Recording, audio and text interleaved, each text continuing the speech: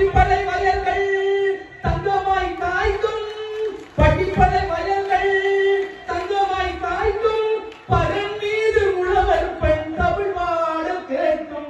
ஒருவருடைய பெயரை கேட்டால் தலைவர் என்கின்ற ஒருவருடைய பெயரை கேட்டால் டக்குனு வந்து லைன் ஆயிடுவாங்க. அதே கடைசியா வரமாட்டேன் சேரமாட்டேன் ஓடி உண்ணுக்குவாரு. முதல் சைக்கிள் டக்குனு வாரு என்ன பிரச்சனை இருக்காங்க. உழவர்கள் உழைப்பை கொண்டு உலகிலே உயர்ந்திருக்குமே தாய் தமிழை வணங்கி.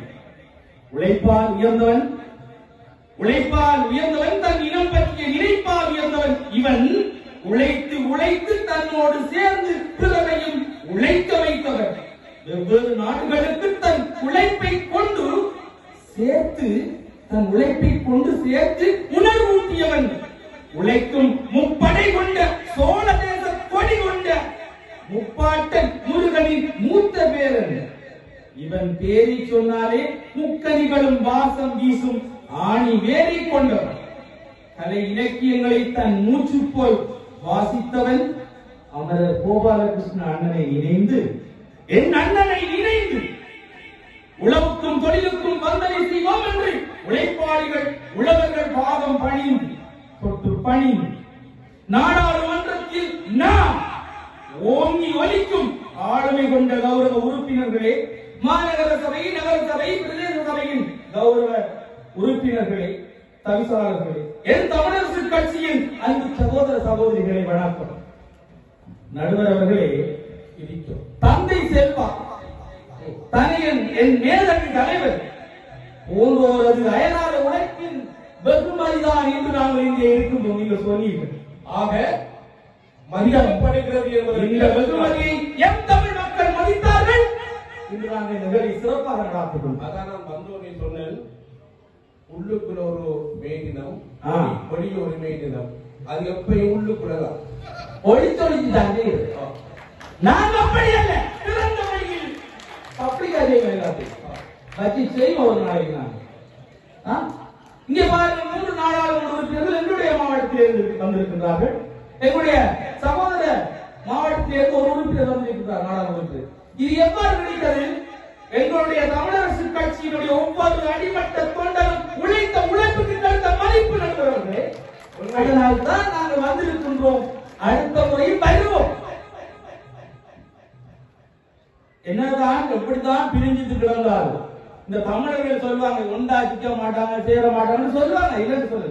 எப்படித்தான் இருந்தாலும் ஒருவருடைய பெயரை கேட்டால், தலைவர் என்கின்ற ஒருவருடைய பெயரை கேட்டால் டக்குனு வந்து லைன் ஆயிடுவாங்க. இல்ல அதே கடைசியா வரமாட்டேன் சேரமாட்டேன் ஓடி உண்ணுக்குவாரு. முதல் சைக்கிள் டக்குனு வாரு என்ன பிரச்சனை இருக்காங்க.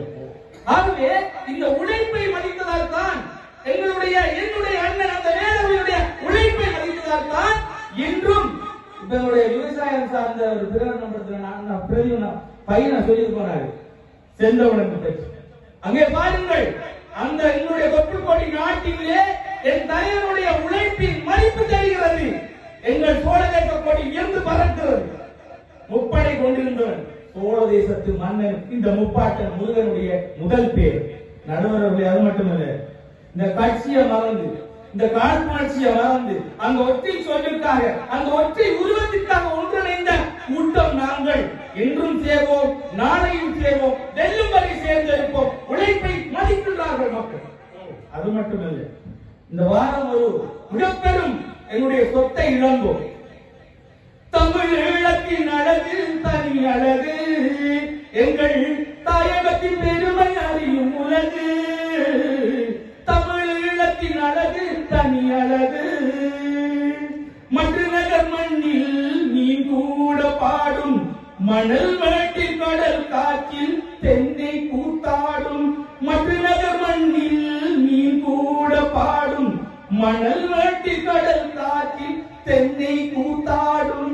பட்டிப்படை வயல்கள் தங்கமாய் காய்க்கும், பட்டிப்படை வயல்கள் தங்கமாய் காய்க்கும், பரன் மீது உழவர் பெண் தமிழ் வாழ கேட்கும். அந்த ஈழத்தின் அழகு தனி அழகு. அந்த பாடல் கேட்கும் வரைக்கும் எங்களுடைய தேடலும் தமிழரசினுடைய ஆடலும் என்றுமே இருக்கும். உழைப்பை மதித்துக் கொண்டே இருப்பார்கள். ஆமா, இப்படி எத்தனையோ வீர பாடல்களை தந்த தேனிசி செல்லப்பாருடைய மறைவுக்கு இந்த தமிழச்சி சார்ந்ததோ, தமிழன் பற்றி சார்ந்ததோ, இனம் சார்ந்ததோ ஒருவர் இந்த பேஸ்புக்ல கவலை செய்தி போறதை விட தமிழன் என்ற ஒரு உள்ளுக்கு இருக்கிறவன் அடைந்து இருக்காங்க, பயந்து இருக்காங்க, வாங்கித்தாங்க, எனக்கு வாங்கித்தாங்க, சொன்ன அடிச்சு கூட பெரிய பயிர் போட்டுத்தாங்க. தேசிய செல்லப்பா பாடகர் தானே, போடு வேண்டா வீர செய்தி போட்டுத்தாங்க, நமக்கு முதித்தாங்க.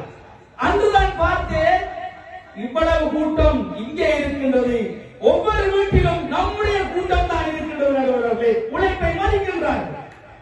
யார் யாரெல்லாம் துயர் பகிர்ந்தார்களோ இல்லையோ, எங்களுடைய சகோதரர்களும் பகிர்ந்திருக்கின்றார்கள். அது எப்படி தெரியுமா?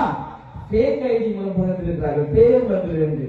ஏனென்றால் அவருடைய உழைப்பு மதிக்கப்பட்டிருக்கின்றதாகவே அவர் வந்திருக்கின்றார். இப்ப பார்த்து நாங்க மீனவரை பற்றி ஒரு ஊதி வந்தது, எங்களுடைய விவசாயியை பற்றி ஊதி வந்தது, அரசு திணைக்களத்தை பற்றி வந்தது, தனியார் துறையை பற்றி வந்தது. ஒவ்வொருடைய உழைப்புக்கும் மதிப்பு கிடைக்கிறது அல்லவா நடுவர்களே? கிடைக்காவிட்டால் இந்த இடத்திலே வந்திருக்க மாட்டார்கள். நாங்கள் யாராக இருந்தாலும் ஊர் கூடித்தான் பேர் இருக்க வேண்டும்.